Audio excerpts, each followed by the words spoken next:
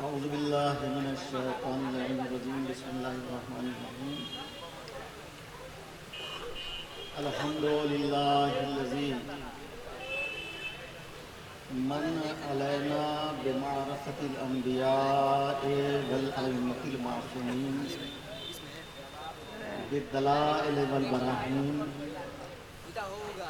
ونجانا برحمته من مضلات الأهواء الفاسدة والمذاهب الباطلة بالصدق واليقين والصلاة والسلام على سيد الأنبياء والمرسلين وآله الطيبين الطاهرين المعصومين أما بعد قال رسول الله صلى الله عليه وآله وسلم حسین منی وأنا من الحسین. ماشاءاللہ صبح سے شعراء کرام اور مقررین اعظام اپنے کلام سے اور اپنی تقریروں سے آپ کے قلوب کو منور فرما رہے تھے.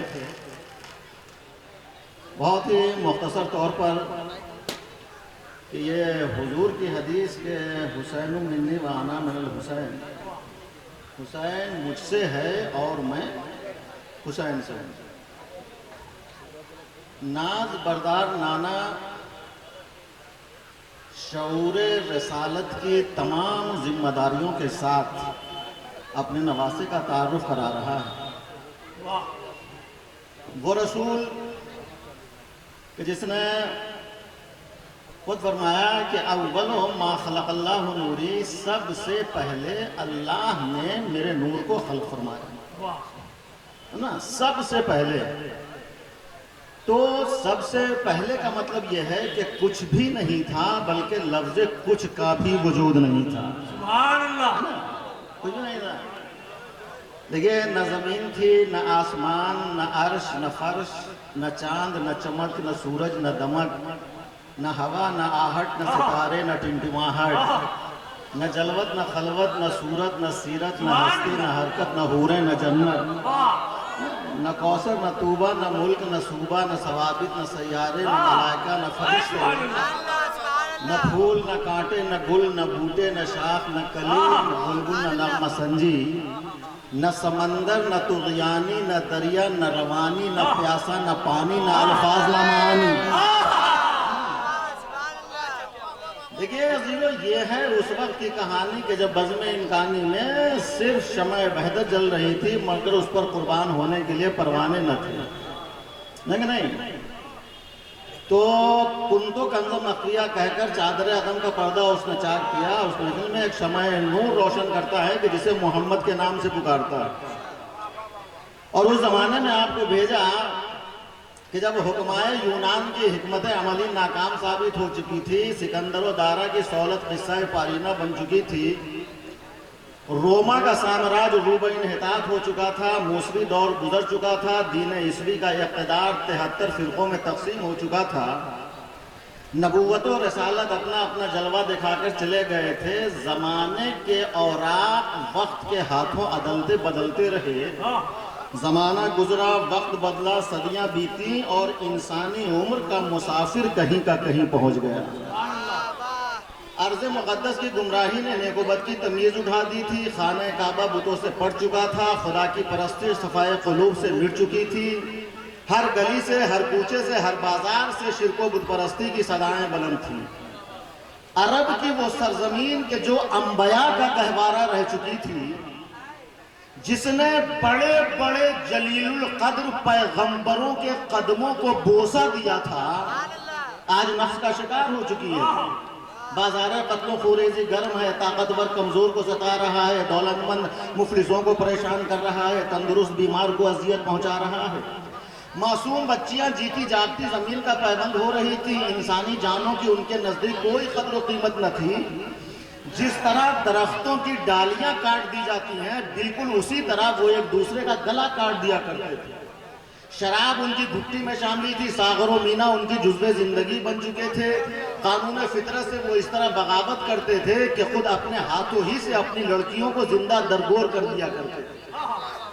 ہزاروں جانیں اسی جاہلانہ غیرت و شقاوت کی بھیڑ چڑھ گئی. عورت ان کے پاس صرف تسکین حوث کا ذریعہ تھی. یعنی انسانیت سسک رہی تھی. آدمیت و شرافت کے تمام گوشے تاریک ہو چکے تھے. تہذیب و اخلاق کے چشمے خشک ہو چکے تھے. تمدن دم توڑ چکا تھا. بشریت اصنام پرستی کی لعنت میں گرفتار ہو چکی تھی. چاروں طرف کفر و شرک کی گھٹائیں چھائی ہوئی تھی. جبر و استبداد کا بازار گرم تھا. قلب و نظر اوہام کا شکار ہو چکے تھے. یقین گمان کی سرحد میں داخل ہو چکا تھا. سرحد میں داخل ہو چکا تھا. عزیزو ایسے پراشور ماحول میں پیغمبر اسلام نے 12 لاکھ مربع میل ریگستان میں پھیلی ہوئی جاہل قوم کو، سرکش قوم کو، آپس میں لڑنے والی قوم کو ایک مذہب، ایک خدا، ایک دین، ایک شریعت کا ایسا پابند بنا دیا کہ ستارہ پرستی کی چمک دمک جاتی رہی. آتش بدوں کی گرم بازاری پروس پڑ گئی. دریاؤں اور جھیلوں کی محبت و عقیدت سے لوگ ہاتھ دھو بیٹھے. سینکڑوں تصورات کے خداؤں کا قافلہ گمنامی کی راہوں میں گم ہو کر رہ گیا. وحشیوں میں تہذیب پھیل گئی. جاہلوں میں علم کے چرچے ہونے لگے. گمراہ راستہ دکھانے لگے. چور نگہبانی کرنے لگے. بیٹیوں پہ ظلم کرنے والے بیٹی بچاؤ بیٹی پڑھاؤ کا نعرہ دینے لگے.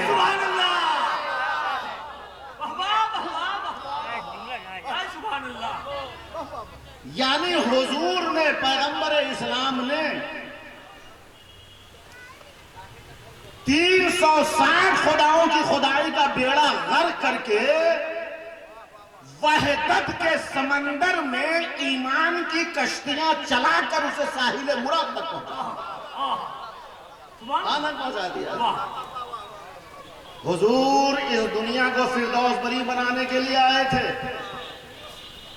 وہ ظاہری اقتدار کو ختم کرنا چاہتے تھے. انسانیت کے منتشر اوراق کی شیرازہ بندی کرنے کے لیے آئے تھے. جنگ کے بھڑکتے ہوئے انگاروں کو، شعلوں کو گل کرنے کے لیے آئے تھے. اونٹ کے چرواہوں کو، شراب کے متوالوں کو اور بات پہ لڑنے مرنے والوں کو صراط مستقیم دکھانے کے لیے آئے تھے. وہ نبی کہ جس کی ساری زندگی ایک حجرے میں بسر ہو گئی. بھائی جہاں کافوری شمعوں کے بجائے کھجور کی سوکھی ہوئی ڈالیوں کو جلا کر روشنی کی جاتی تھی، اس کے پیروں 30 سال کے اندر قیصر و کسریٰ کے مالک بن بیٹھے. محلات کی بنیادیں پڑی. دروازے پر حاجب اور چوکدار مقرر ہوئے. خدمت کے لیے لونڈیوں اور غلاموں کے پرے لگ گئے. رسول کی جانشینی کا دعویٰ کرنے والے سارے بازار شراب پینے لگے. ماں بہنوں کی تمیز اٹھ گئی. دولت و ثروت کا دیوتا دلوں پر حکومت کرنے لگا. یعنی اصحاب فیل سے بھی کعبے کی وہ بے حرمتی نہیں ہوئی کہ جو یزیدی فوج کے ہاتھوں مسجد نبوی کو برداشت کیا. بے شک بے شک. کل تک جس مسجد میں خدا کا رسول خدا کی بندگی کیا کرتا تھا، آج اس کی یہ نوبت ہوئی جن مقدس مقامات کا پیشانیاں بوسے لیا کرتی تھی، آج وہاں پر گھوڑوں کے لید کے ڈھیر دکھائی دیے. تو اب غیرت حق جوش میں آئی اور اسلام کے گھر سے ایک ایسا مجدد اٹھا کہ جس نے اسلام کی لاج رکھی. حسین پیغمبر کے نواسے ہیں. محسن اسلام جناب ابو طالب کے پوتے ہیں.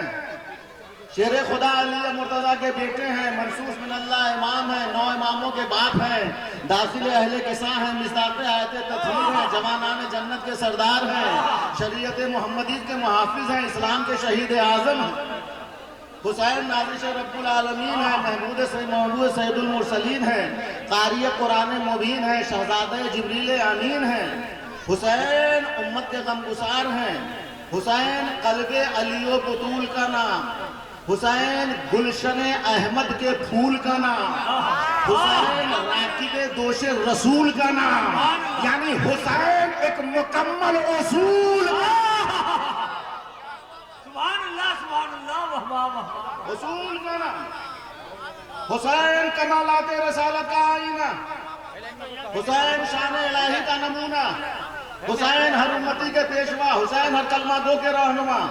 حسین کا وجود حقیقت، حسین کا عمل عین شریعت، حسین بزم کائنات کی زینت، حسین واقف وجود حقیقت، حسین غواص بحر سخاوت، حسین رازدار گنج شہادت، حسین آفتاب چرخ امامت، حسین مہتاب برج ولایت، حسین سوار دوش رسالت، وہ حسین کہ جس نے ذروں کو آفتاب بنایا، جس نے سوئے ہوئے ضمیروں کو جگایا، جس نے راہ حق میں مرنا سکھایا، جس نے بندوں کو پھر خدا سے ملایا،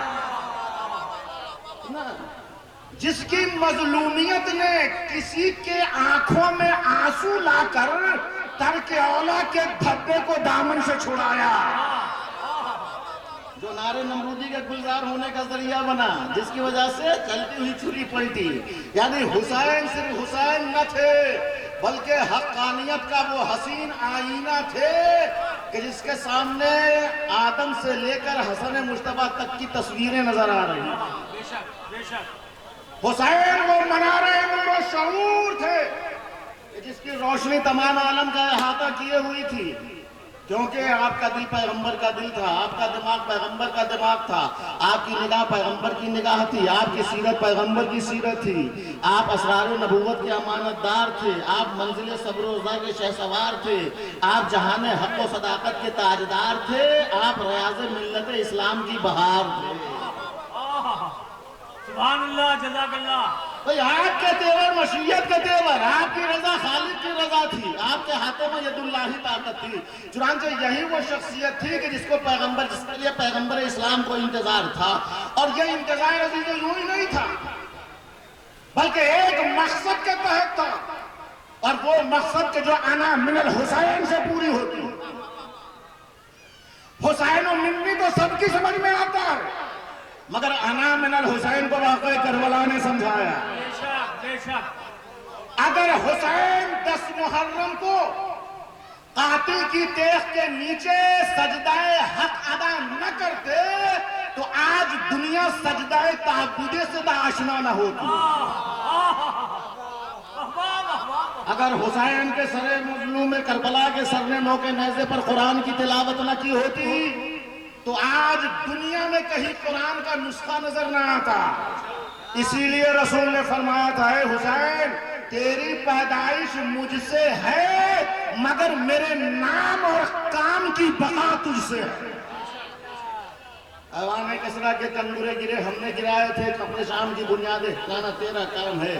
عزیزو، پیغمبر اسلام نے کہ نواسے نے اسلام کو بچایا، دین کو بچایا، نہیں یزید اسلام کو تباہ و برباد کر رہا تھا نا۔ امام حسین علیہ السلام نے سوال بیعت کیا، حسین نے بیعت سے انکار کیا، بیعت سے امام حسین نے انکار کیا۔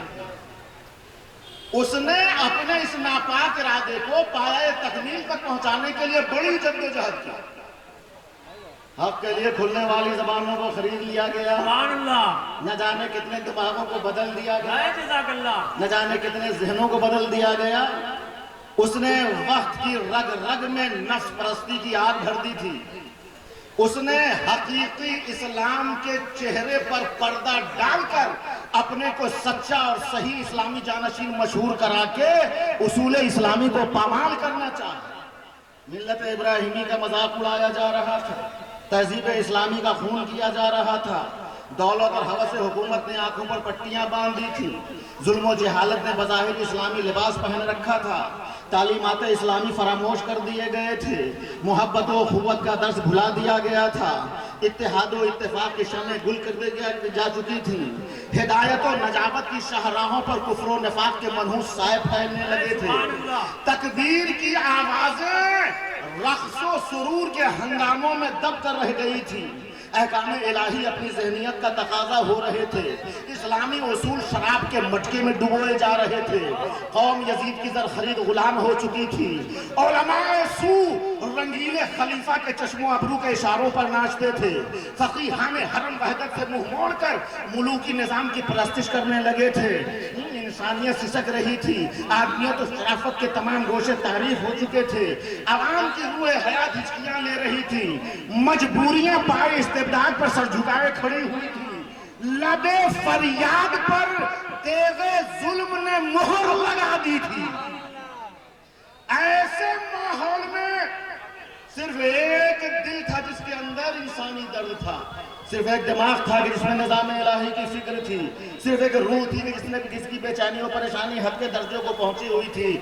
اس نے جب اپنے نانا کے پیش کردہ اصولوں کو یزید کے ہاتھوں تباہ و برباد ہوتے ہوئے محسوس کیا تو اس نے یقین کر لیا کہ اگر یوں ہی خاموشی کے ساتھ حکومت شام کی اسلام کے خلاف کارروائیوں کو برداشت کیا گیا تو آئندہ آنے والی نسلیں اسلام کو اسی رنگ میں پائیں گی کہ جس میں اسلام کے ظاہری وجود کے ماں سوا حقیقت کے جلوے کا نام و نشار نظر نہ آئے گا۔ اس نے اسلام کو سینے سے لگایا، اسلام کو بچایا۔ اسی لیے کسی شاعر نے کہا کہ حق کی مٹی پلید ہو جاتی اور دور باطل کی عید ہو جاتی، سر نہ دیتا اگر نبی کا پسر، ساری دنیا یزید